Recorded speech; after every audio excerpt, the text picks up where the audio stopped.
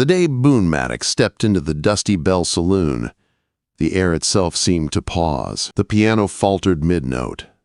The laughter dimmed, and every set of eyes turned toward the doorway.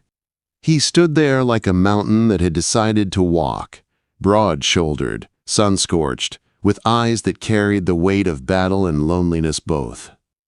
His shadow stretched long across the filthy wooden floor, reaching almost to June Delane's bare feet as she moved between tables. June had been 17 when Cal Harker gave her a job, and 22 when she stopped counting the years. In Coyote Ridge, work wasn't about choice. It was about survival. Serve drinks, endure hands, and disappear inside yourself. That's how a girl lasted in this town. June had learned it well. But the moment her gaze met Boone's, something deep in her chest stirred, a flicker of recognition, like two lost souls calling each other's names without words. Boone hadn't spoken to a woman in 3 years, not since the war had taken the softness from his life. He'd returned to Iron Bluff Ranch with more land and cattle than most men could dream of, and an emptiness that no amount of work could fill. His home sat quiet on 6,000 acres of fertile soil, every room waiting for laughter that never came. He hadn't meant to stop at Dusty Bell that night. But sometimes fate doesn't ask. It drags you where you need to be. June moved with silent precision, a tray in her hands, weaving through the crowd of miners, ranchers, and drifters. Her bare feet whispered across the wood, leaving faint smudges of dust and a trace of blood from splinters she didn't bother to pull. Her dress was worn thin, her apron threadbare, but her dignity, though battered, still clung to her like breath. She caught his stare and froze. Boone's voice broke through the saloon noise, deep and steady as thunder before rain. "You'll give me 5 sons and never work again." The room fell silent. His words weren't a request, not even a question. They were a promise written in the air like destiny itself. June's tray trembled. Whiskey spilled down her wrist, staining the faded fabric of her dress. The men in the room laughed nervously, glancing from her to Boone, wondering if this was some new kind of joke. At the back table, Marshal Kellogg watched with a smirk. The lawman had always wanted a reason to meddle with Maddox, whose land north of the creek was prime and untouchable. A woman in the mix? That could make things interesting. But June didn't hear the whispers. She was staring into Boone's eyes, seeing not lust or ownership, but something else. Determination. Maybe even salvation. For years she had learned to vanish in plain sight. Her mother's death taught her silence. Her father's debts taught her obedience. And Cal Harker's saloon taught her endurance. Every night she scrubbed floors and served whiskey until her bones ached. And every morning she woke up to the same narrow room with the same locked door. Her life was a ledger she could never pay off. Above the saloon, she kept a small tin under her thin mattress, a button from her mother's dress, 3 pennies, and a torn map of Texas with a circle drawn around a town she'd never reach.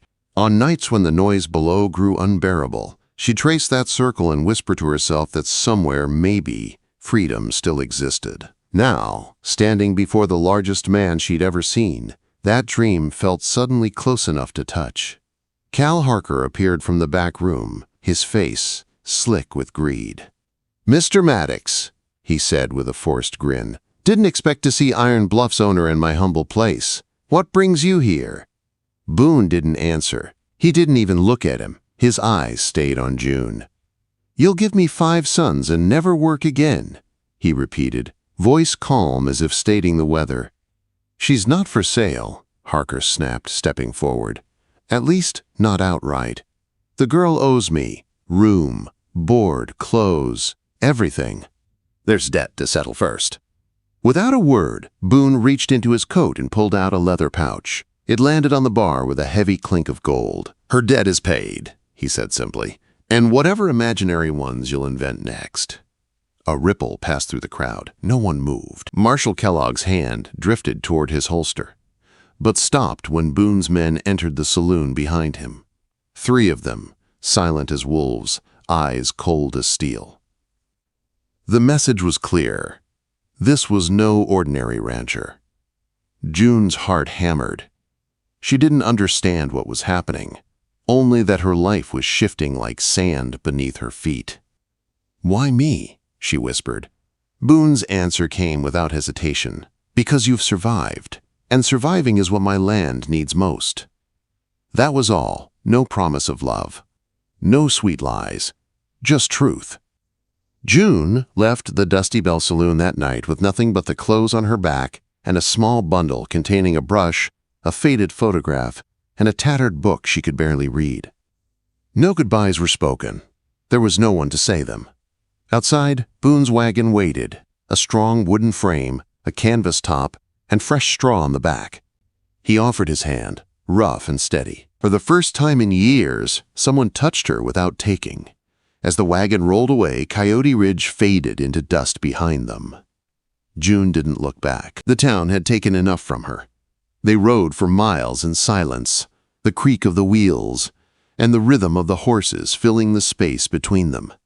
When they stopped by a shallow creek, Boone handed her a small package wrapped in cloth.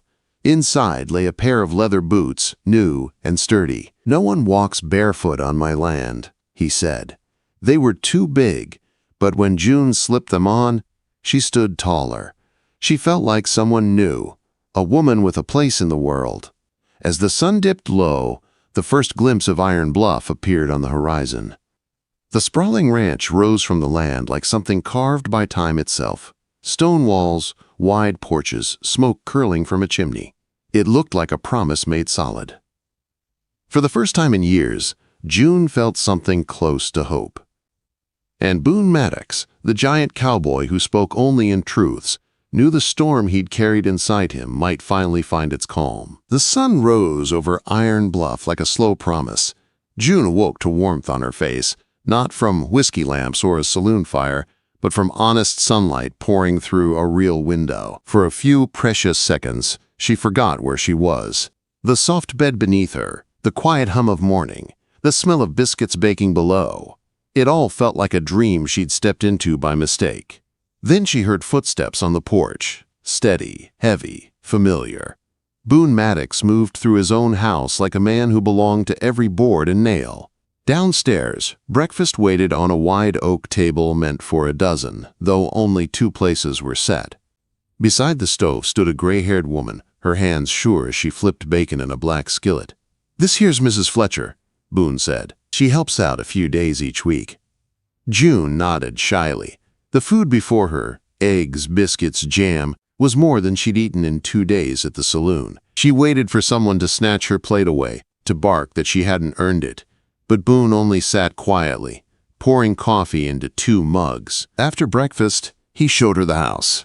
Each room carried a sense of waiting.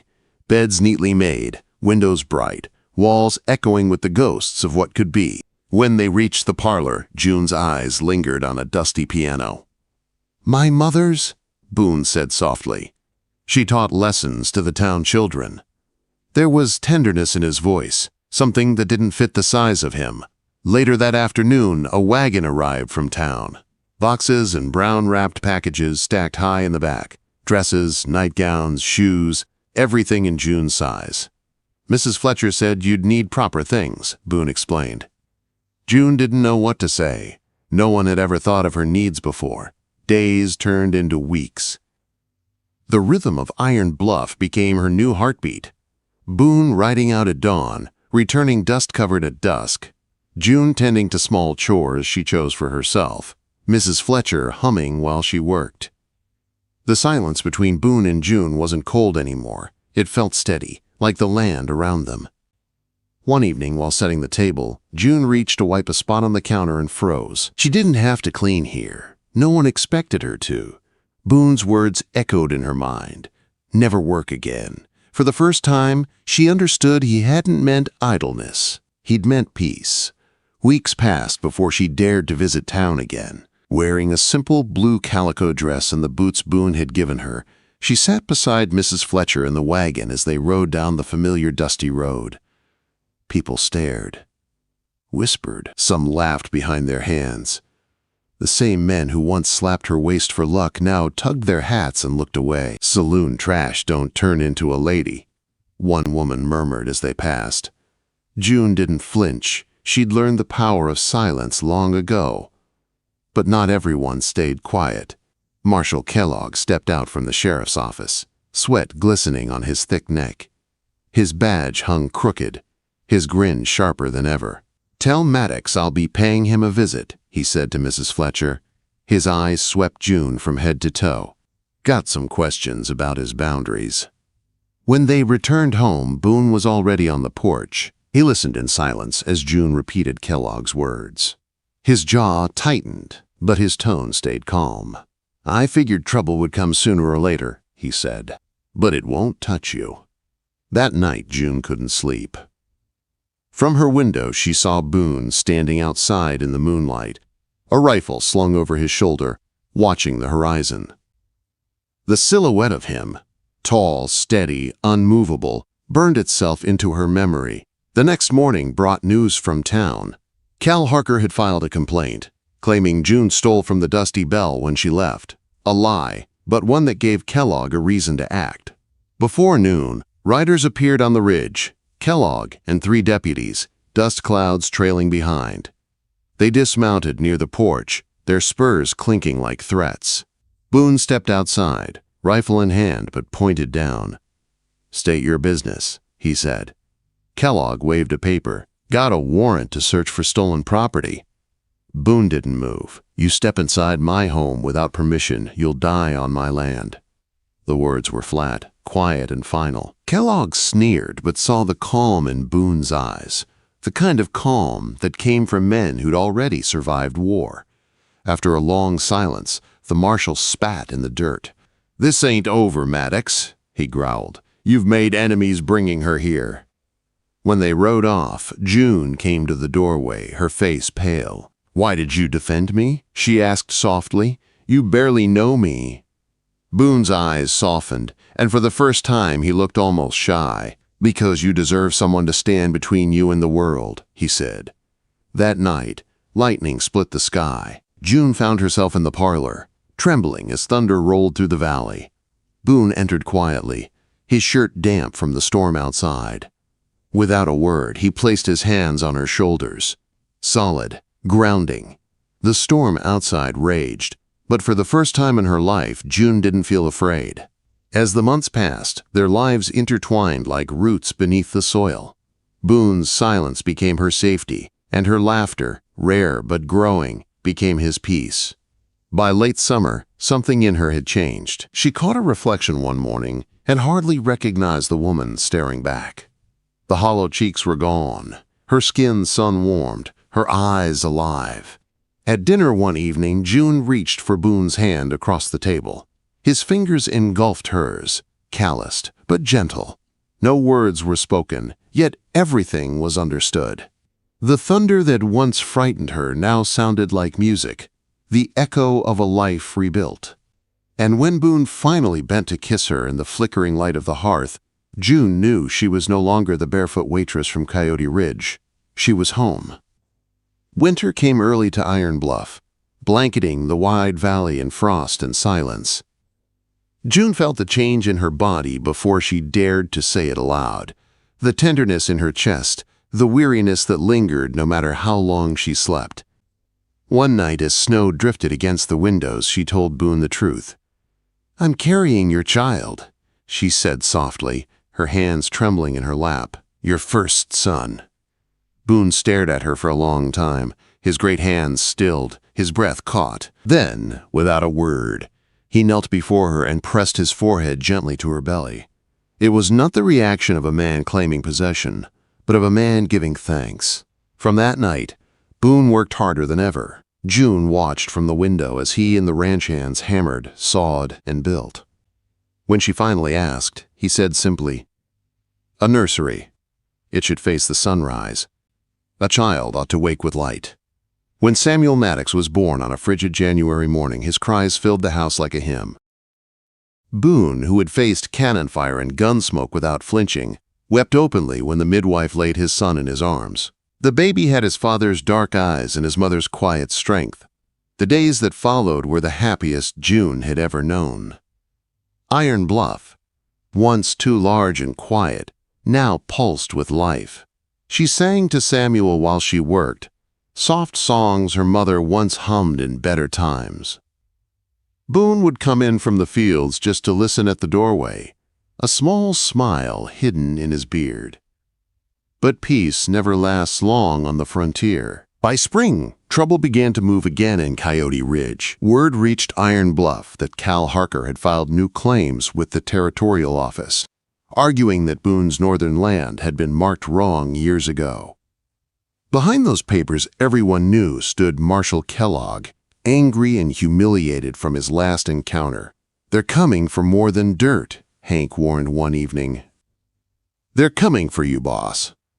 The first attack came quietly, a fire set in the north pasture on a dry, moonless night. The men fought the flames for 2 days, saving the cattle but losing fences and a small cabin. No one spoke it aloud, but all knew who was responsible. June's heart beat with new fear, not for herself but for the child asleep upstairs. Boone began posting guards, riding the boundaries by torchlight, teaching June how to shoot. "You won't need it," he said, handing her a rifle, "but you'll know how." By September, the conflict reached the courthouse. Boone stood before the territorial judge with his original land deed, signed in his father's hand and sealed by the governor's office. Harker's lawyer accused him of forgery until Boone produced a letter from the governor himself. The courtroom fell silent. Justice should have ended it there, but pride doesn't die easily. Outside the courthouse, Kellogg waited. His voice dripped poison. "You won this round, Maddox. But that girl and her bastard have no place among decent folk." Before the insult fully left his mouth, Boone's hand closed around his throat. He lifted the marshal clear off the ground. "You come near my family again," he said evenly, "and there won't be enough left to bury." Kellogg's face turned purple before Boone set him down. The warning was enough. Winter came again, and with it, their second child. Daniel Maddox arrived howling, strong and stubborn, just like his father. Boone caught him himself, hands steady despite the flood of tears in his eyes. The next years passed in steady rhythm, work, love, and the quiet building of a life. Their land grew, fences stretching farther each season. Cal Harker fled the territory under the shadow of stolen money, and Kellogg's badge was taken from him after too many complaints from other ranchers. By the time June carried their third son, Matthew, Iron Bluff had become the heart of the valley. Families sought work there. Children came to learn in the school June built beside the railroad she and Boone had helped bring through. "Every child deserves a chance," she told the teacher she hired, "even the ones who start with nothing." Years passed, and their home expanded with their family. James, then Joseph, their fourth and fifth sons. Each boy carried a piece of their parents, Boone's strength, June's resilience. On the 10th anniversary of that night in the Dusty Bell Saloon, the whole county celebrated the birth of Joseph Maddox. The governor himself sent a letter addressed to Mr. and Mrs. Maddox of Iron Bluff Ranch, acknowledging their place in shaping the territory's future. Coyote Ridge transformed too. The saloon burned down years earlier, replaced by a proper store and schoolhouse. People who once whispered saloon trash behind gloved hands now spoke June's name with admiration. Some pretended to forget where she'd come from. But June never did. Each evening she stood on the porch, the wind tugging at her skirts, listening to her sons, laughter echo across the land. On their 20th anniversary, Boone handed her a small wooden box. Inside lay the cracked leather pouch of gold he'd once thrown onto Harker's bar, and the first pair of boots he'd ever given her. "You kept them?" she asked, voice trembling. "To remember," Boone said simply. Behind them, the laughter of their 5 sons carried on the evening wind. The fields shimmered gold in the setting sun, and June felt the same stillness she'd felt years ago, the moment he'd spoken those 7 words that changed everything. She looked out over the land that had once belonged to loneliness and fear, but now breathed with life, love, and legacy. Boone Maddox had given her more than a promise. He had given her a world, 5 sons, a home, and a life where she never had to work again, unless she chose to.